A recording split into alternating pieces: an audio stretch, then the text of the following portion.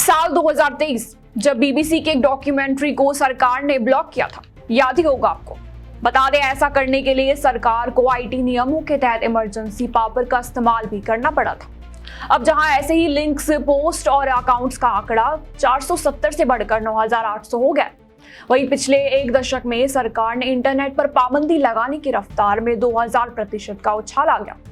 2014 में भी जहां सिर्फ 470 लिंक ब्लॉक हुए थे, 2021 तक यह आंकड़ा 9,800 के पार पहुंच गया। रफ्तार इसलिए क्योंकि हाल ही में पश्चिम एशिया नीति और एलपीजी संकट पर बोलने वाले पत्रकारों और कार्यकर्ताओं के अकाउंट्स को भी निशाना बनाया गया। साथ ही साल 2009 के नियमों के अनुसार भी ब्लॉकिंग के आदेशों की जानकारी आईटी विभाग नियम 2009 के तहत एक समिति को दी जानी थी।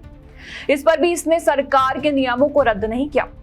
श्रेया सिंघल का केस आपको याद दिलाते चले, सुप्रीम कोर्ट ने जिस धारा को सुरक्षा कवच माना था, अब सरकार अब नियम 16 की सीक्रेसी का इस्तेमाल कर उसे ही ढाल बना लिया। यानी आदेश क्यों दिया, यह भी सीक्रेट रखा जाता है। किसी व्यक्ति का पूरा सोशल मीडिया अकाउंट बंद करना डिजिटल निष्कासन यानी कि डिजिटल सेंसरशिप है।